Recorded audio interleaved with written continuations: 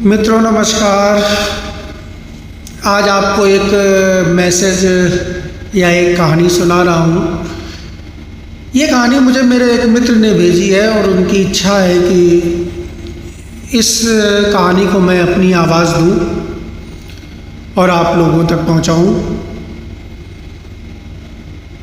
कहानी थोड़ी मार्मिक है और अगर मन से सुनेंगे तो हो सकता है आपकी आंखों में आंसू भी आ जाएं।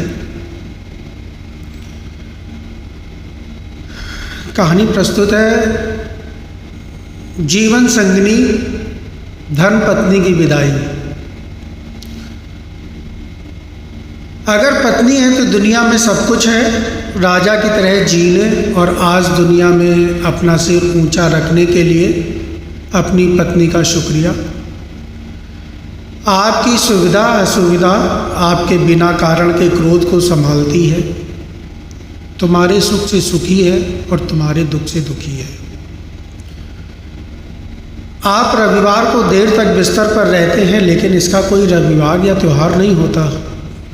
चाय लाओ, पानी लाओ, खाना लाओ, ये ऐसा है वो वैसा है। कब अक्ल आएगी तुम्हें, ऐसे ताने मारते हो। उसके पास बुद्धि है और केवल उसी के कारण तो आप जीवित हैं, वरना दुनिया में आपको कोई भी नहीं पूछेगा। अब जरा इस स्थिति की सिर्फ कल्पना करें कि एक दिन पत्नी अचानक रात को गुजर जाती है।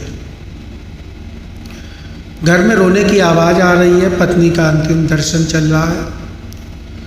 उस वक्त पत्नी की आत्मा जाते जाते जो कह रही है उसका वर्णन है, मैं अभी जा रही हूँ, अब फिर कभी नहीं मिलेंगे, तो मैं जा रही हूँ।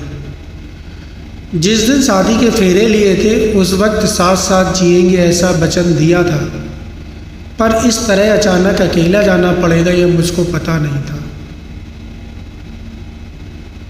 आंगन में अपना शरीर छोड़कर जा रही हूँ, बहुत दर्द हो रहा है मुझे, लेकिन मैं मजबूर हूँ। अब मैं जा रही हूँ, मेरा मन नहीं मान रहा, पर अब मैं कुछ कर नहीं सकती, मुझे जाने दो। बेटा और बहू रो रहे हैं, देखो मैं ऐसा नहीं देख सकती और उनको दिलासा भी नहीं दे सकती हूँ। पोता बा बा बा कर रहा है, उसे शांत करो, बिल्कुल ध्यान नहीं दे रहे हो। हाँ, और आप भी मन मजबूत रखना, आप बिल्कुल ढीले ना हो। अभी बेटी ससुराल से आएगी और मेरा मृत शरीर देखकर बहुत रोएगी, तब उसे संभालना और शांत करना, और आप भी बिल्कुल रोना नहीं।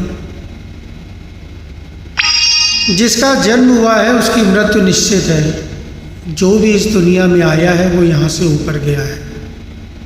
धीरे धीरे मुझे भूल जाना, मुझे बहुत याद नहीं करना और इस जीवन में फिर से काम में डूब जाना। अब मेरे बिना जीने की आदत जल्दी से डाल लेना।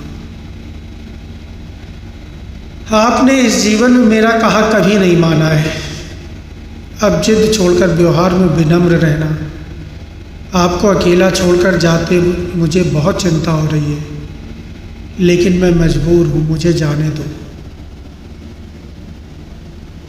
आपको बीपी और डायबिटीज़ है, गलती से भी मीठा नहीं खाना, अन्यथा परेशानी होगी। सुबह उठते दवा जरूर ले लेना, भूलना नहीं।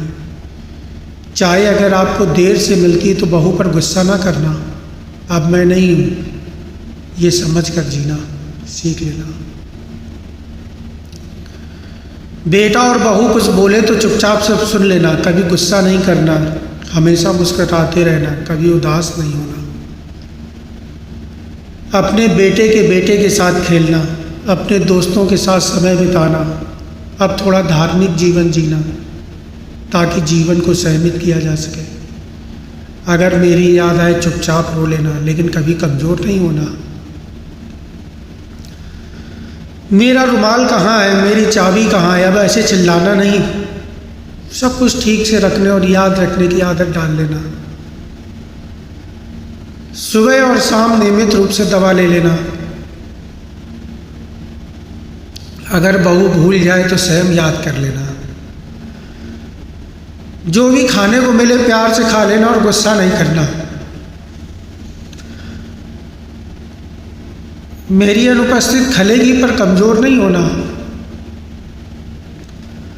बुढ़ापे की छड़ी भूलना नहीं और धीरे धीरे से चलना। यदि बीमार हो गए और बिस्तर में लेट गए तो किसी को भी सेवा करना पसंद नहीं आएगा। शाम को बिस्तर पर जाने से पहले एक लोटा पानी मांग लेना। प्यास लगे तो पानी पीना। अगर आपको रात को उठना पड़े तो ध्यान से उठना है, कुछ लग ना जाए। शादी के बाद हम बहुत प्यार से साथ रहे, परिवार में फूल जैसे बच्चे दिए। अब उस फूल की सुगंध मुझे नहीं मिलेगी। उठो, सुबह हो गई, अब ऐसा कोई नहीं कहेगा। अब अपने आप उठने की आदत डाल लेना, किसी की प्रतीक्षा नहीं करना। और हाँ, एक बात तुमसे छिपाई है, मुझे माफ़ कर देना। आपको बिना बताए बाजू की पोस्ट ऑफिस में बचत खाता खुलवाकर 14 लाख रुपए जमा किए। मेरी दादी ने सिखाया था एक एक रुपया जमा करके कोने में रख लेना। इसमें से 5-5 लाख बहू और बेटी को देना, अपने खाते में 4 लाख रख लेना।